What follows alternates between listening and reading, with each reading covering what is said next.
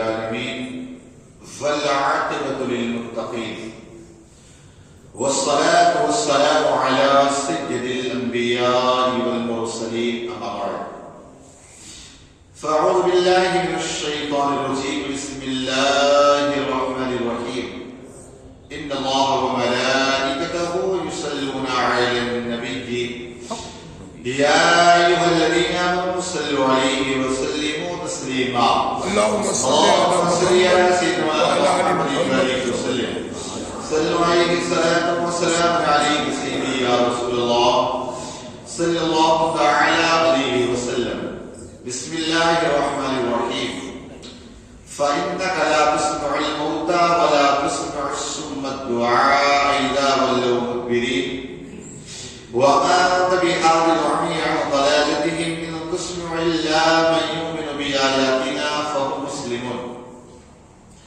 اور بے شک آپ مردوں کو نہیں سناتے اور نہ بہروں کو پکارنا سناؤ جب وہ پیٹ دے کر پھرے اور نہ تم اندھوں کو ان کی گمراہی سے راہ پر لاؤ تو تم اسی کو سناتے ہو جو ہماری آیتوں پر ایمان لائے وہ گردن رکھے گی۔ قرآن مقدس کی آیتوں کو پڑھ کر بہت سارے لوگ گمراہ بھی ہوتے ہیں اور بہت سارے ایمان اور ہدایت پاتے ہیں۔ قرآن میں اللہ نے فرمایا بھی کہ یضل بہ کثیرا ویہدی بہ کثیرا۔ قرآن پاک کو بہت سارے لوگ پڑھ کر گمراہ ہوں گے اور بہت سارے لوگ پڑھ کر راہ راست پر پائیں گے۔ اصل میں قرآن پاک کو اگر انسان اپنی عقل سے اگر پڑھے گا تو گمراہ ہوگا، کافر ہو جائے گا۔ لیکن اگر قرآن پاک کو صحابہ نے جیسا سمجھا ہے ویسا اگر ہم مانیں گے ویسا سمجھیں گے تو انسان راہ راست پر رہے گا۔ آج ہوا کہ انسان تھوڑے گرامرس جان گیا تو گرامرس جاننے کے بعد وہ پھر اپنی عقل سے سمجھتا ہے، اور ایک گروہ بھی ایسا کہ بس قرآن پڑھو ترجمہ پڑھو بس ہو گیا۔ یاد رکھیے اتنا آسان قرآن کو سمجھنا نہیں۔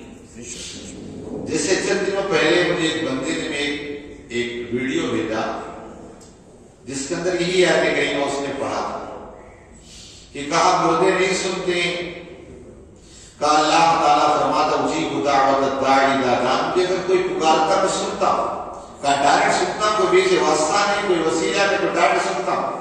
تو کہا جب اللہ کہتا ہے میں ڈائریکٹ سنتا ہوں سب بندوں کی تو اور اللہ یہ کہتا ہے مردے نہیں سنتے، تو کہا یہ منوٹن مٹی کے نیچے جو دبے ان سے کیوں پکارتے؟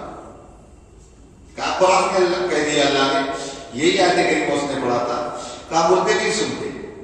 تو جب مردے نہیں سنتے تو قبر کے اندر منوٹن مٹی کے نیچے دبا انسان اس کو کیوں پکارتے؟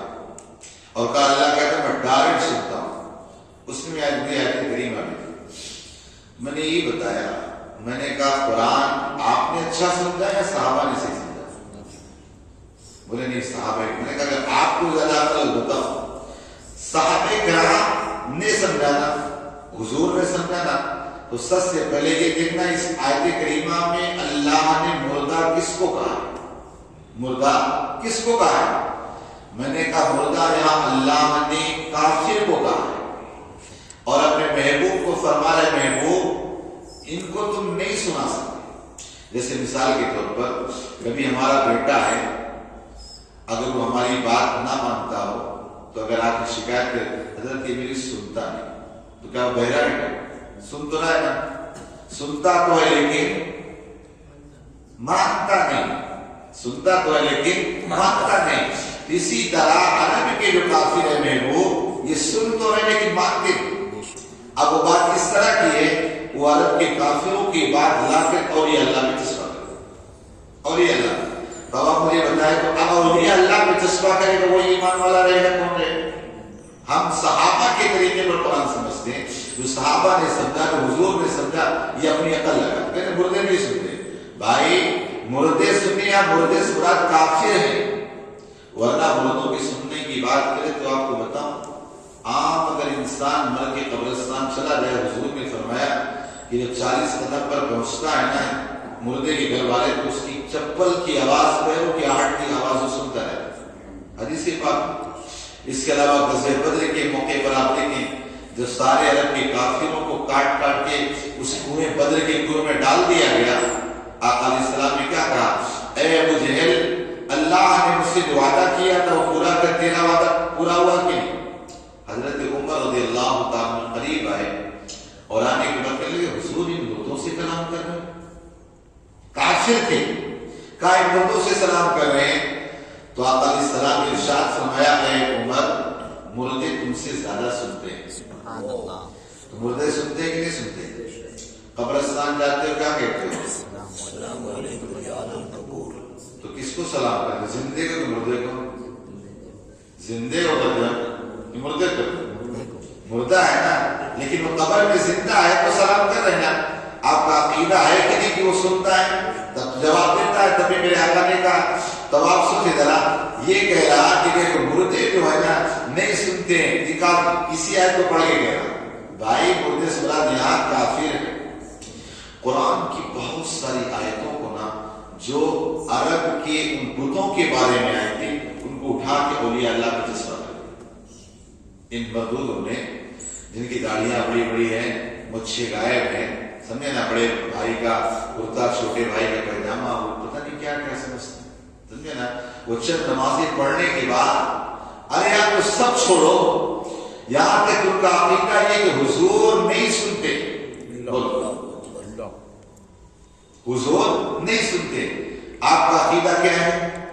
ہم یہاں سے پکارے وہاں وہ سنے، ہمارا یہ عقیدہ ہے نا، لیکن ان کا عقیدہ سنو کیسے؟ ان دیوبندیوں کے گندے عقیدے، وہ چاہے جتنی نماز پڑھ لے فائدہ نہیں جب تک عقیدہ درست نہ ہو۔ آپ بتائیں اگر چھوٹا سا آپ کے پاس موبائل ہو اور یہاں سے کسی کو مدینہ لگائیں تو بات ہو سکتی ہے؟ یہ موبائل بنایا کس نے؟ انسان نے بنایا۔ اب آپ سوچیں جو خدا انسان کو عقل دے، موبائل بنائے، یہاں سے بیٹھے مدینے کو بات سنا سکتے انسان کو، تو وہ خدا کے اپنے محبوب کو نہ دی طاقت، وہ طاقت نہ دے؟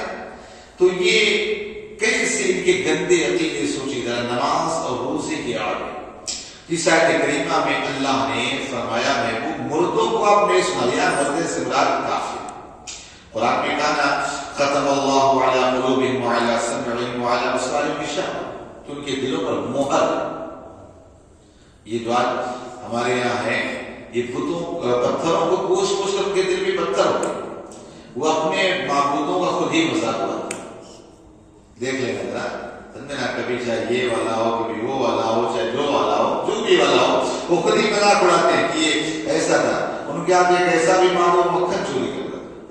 آپ بتاؤ چوری کرنا اچھا کام ہے؟ عیب کا کام ہے کیا؟ جو خدا اس کے اندر عیب ہو سکتا ہے۔ کل ایک بات ایسی ہوئی، ایک ایسا کیس میرے پاس آیا، وہ لڑکا آیا، اس کو کسی سے عشق ہو گیا۔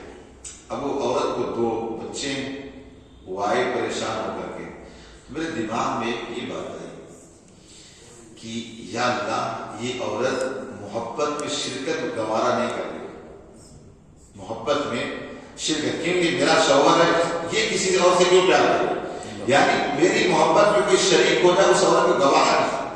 میں سوچنے لگا یا اللہ تیری شان کیسی، اسی وجہ سے تو نے شرک کے بارے میں کہا میں مشرک کو معاف نہ کر، کیوں؟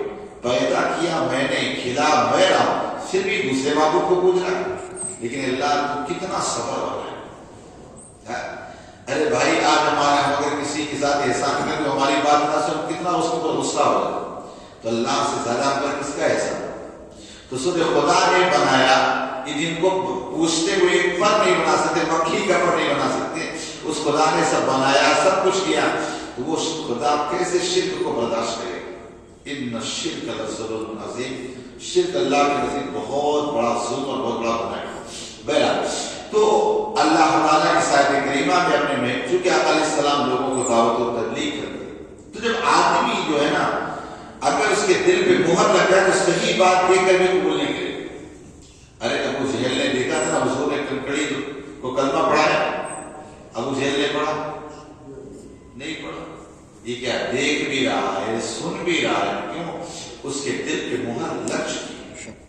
اسی طور پر آج بھی اگر جس کے دل پہ مہر لگ جائے نا وہ سنے گا، آج حضور کی تعظیم کی بات کر دی جائے تو دیکھو ذرا ان کے پیٹ پہ کیسا درد ہوتا.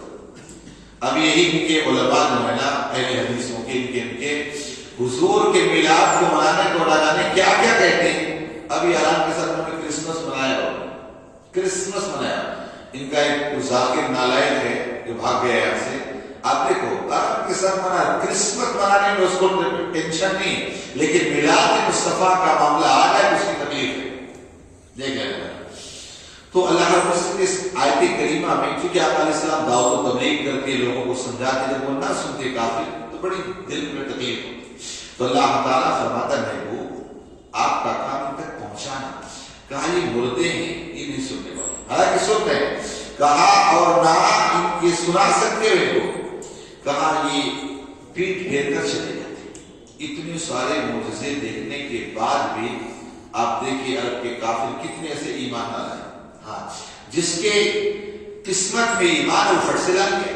جیسے یہودیوں کے ایک بہت بڑے عالم حضرت عبداللہ ابن سلام ہے، ان 200 آدمیوں کو لے کر آئے حضور سے مناظرہ کرنے کے لیے. حضور سے مناظرہ کرنے کے لیے آئے. جب آقا علیہ السلام کی بارگاہ میں پہنچے تو آقا علیہ السلام کی حدیث سے پاک پڑھ رہے سل ما قطع، کہا اس سے رشتے کو جوڑو جو توڑا رہا، اسے دو جو منع کر رہا. سمجھے نا، جو تعلق کو کاٹے اس سے بات کرو. یہ حدیث پاک آقا علیہ السلام و تسلیم نے سنا رہے کہ صحابہ کو سمجھا رہے. جیسے عبداللہ ابن سلام نے کہا دیکھا سنا فوراً وہ کلمہ پڑھ اور مسلمان ہوئے. ابھی سارے پریشان ہو گیا، ہم مناظرہ کرنے آئے تھے، 200 لوگ تھے ان کے ساتھ. کہا میں نے جیسے ہی آقا کا چہرہ دیکھا جان گیا کہ آقا علیہ السلام ہی آخری نبی سچے نبی کلمہ پڑھا مسلمان ہوئے. یہاں سے چہرہ دیکھ کے مسلمان ہو رہے. اور حال یہ کہ یہاں جن کے دلوں پہ مہر اور پتھر لگی تھی تو ظاہر سی بات ہے وہ سب کچھ دیکھنے کے بعد بھی ایمان نہیں آیا. آج کا پہلا درس ہی کہ قرآن کو میں صحابہ کے طریقے پر سمجھنا ہے. جس طرح میرے صحابہ کرام نے سمجھا حضور نے سمجھا. ہم نے اپنی عقل کے گھوڑے نہیں دوڑا. اس کے علاوہ یہ کہ انسان کا دل اگر مردہ ہو جائے تو پھر اسے کوئی بات سوجتی اور سمجھتی نہیں. دیکھیے اسی وجہ سے قرآن پاک نے کیا کہا کہ یہ ان عرب کے کافروں کے دل کا ایک پتھر سے زیادہ سخت ہو گیا. کیوں؟ اس لیے کہ پتھر پہ روشنی نہیں لا سکتا کوئی. پٹکے ہوئے ایک الگ چنگاری نکلے آگ ہی لگا سکتے لیکن روشنی نہیں پیدا کر سکتے. حالانکہ اس سے زیادہ سخت لوہا ہوتا، لوہا پتہ نہیں کتنے پتھروں کو کاٹ دیتا، لیکن قرآن نے کہا پتھر سے زیادہ. کیوں؟ پتھر میں روشنی پیدا نہیں کی جائے. تو کہا ان کے دل اتنے پتھر ہو گئے کہ اب ان کے دل کے اندر نور ایمان نہیں آ سکتا. تو انسان کا جب دل پتھر ہو جائے تو پھر کوئی چیز اسے قبول کرنا مشکل ہوتا. اس لیے صوفیہ کرام نے اپنے دل کو بڑا صاف کیا. رات کے اندھیروں میں اٹھ کر کے اللہ کی گروے لگاتے تھے. اللہ سے شروع کر روح کی در میں ہاں ختم کرتے. اس کی چاشنی بھی معلوم ہوتی. ہمیں کہاں کون سی چاشنی ملتی. ہم تو نماز بھی خالی فارمیلٹی کے لیے پڑھتے ہیں کہ نہیں.